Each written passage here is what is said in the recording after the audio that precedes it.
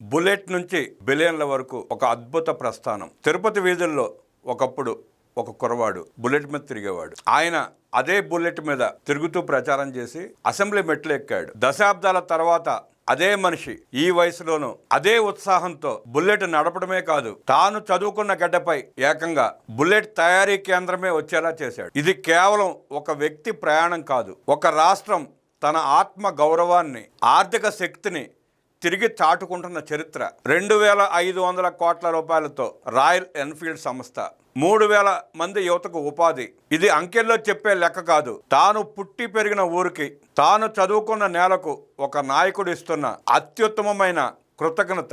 తిరుపతి వీధుల్లో బుల్లెట్ నడిపిన ఆ కాళ్లే నేడు అదే నేలపై వేల కోట్ల రూపాయల పారిశ్రామిక సామ్రాజ్యాన్ని నిలబెట్టాయి. సచివాలయంలో జరిగిన 17వ SIPB సమావేశంలో ఆంధ్రప్రదేశ్ పారిశ్రామిక చరిత్రలో ఒక మైలురాయి. ఒకే ఒక్క రోజు 2,01,000 కోట్ల రూపాయల పెట్టుబడులు, 39,000 ఉద్యోగాలు. ఇది కేవలం అంకెల గారడీ కాదు, నిద్రలేని రాత్రుల కృషితో సునిశ్చితమైన ప్రణాళికతో రాసిన ప్రగతి కావ్యం. గూగుల్కు ధీటుగా రిలయన్స్ సంస్థ విశాఖలో సుమారుగా 1,10,000 కోట్ల రూపాయలతో డేటా సెంటర్ ఏర్పాటు చేస్తోంది. రేపు న్యూయార్క్, లండన్, టోక్యో నగరాల సాంకేతిక వ్యవస్థలు మన విశాఖ సర్వర్ల మీద ఆధారపడతాయి. ఒకప్పుడు మన పిల్లలు సిలికాన్ వ్యాలీకి వెళ్ళేవారు, రేపు సిలికాన్ వ్యాలీనే మన వైపు చూస్తుంది. మండే ఎండలను శాపంగా భావించిన అనంత సత్యసాయి జిల్లాల్లో 51,300 కోట్ల రూపాయలతో సోలార్ పవర్ ప్లాంట్లు వస్తున్నాయి. ఆ ఎండే ఇప్పుడు 20,000 మందికి బతుకునిచ్చే వెలుతురుగా మారుతోంది. ఇది ప్రకృతిని సంపదగా మార్చుకుంటున్న సరికొత్త భూగోళ శాస్త్రం. అభివృద్ధిని వికేంద్రీకరిస్తూ రాష్ట్రం నలుమూలలా పెట్టుబడుల వర్షం కురుస్తోంది. ఆదాని హైడ్రో ఎనర్జీతో నీరు విద్యుత్తుగా మారుతోంది.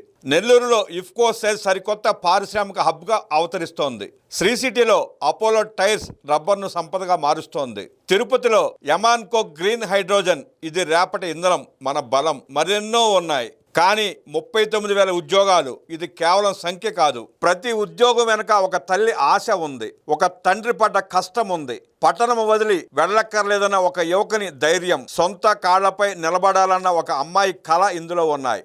ఈ 39,000 కొలువులంటే 39,000 కుటుంబాల ఇంట్లో వెలిగే ప్రగతి దీపాలు. ముఖ్యమంత్రి చంద్రబాబు నాయుడు ఈసారి గంభీరమైన హెచ్చరిక చేశారు. సంతకాలు పడగానే సంబరాలు వద్దు, ఒప్పందం కాదు, గ్రౌండింగ్ కావాలి. ఫైళ్లు బలల మీద నిద్రపోయే కాలం చెల్లిపోయింది. అనుమతుల్లో ఏపీ బ్రాండ్ అంటేనే వేగమని నిరూపించాల్సిన సమయం ఆసన్నమైంది. ఒక్కరోజు కూడా జాప్యం జరగకూడదన్న ఆదేశం పెట్టుబడిదారుల్లో కొండంత నమ్మకాన్ని నింపుతోంది.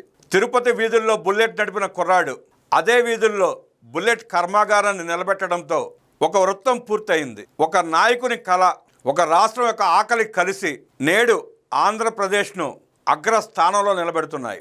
రాయల్ ఎన్ఫీల్డ్ ఇంజిన్ మొదలైంది, ఏపీ ప్రగతి ఇంజిన్ కూడా స్టార్ట్ అయింది. ఆపేది ఎవరు?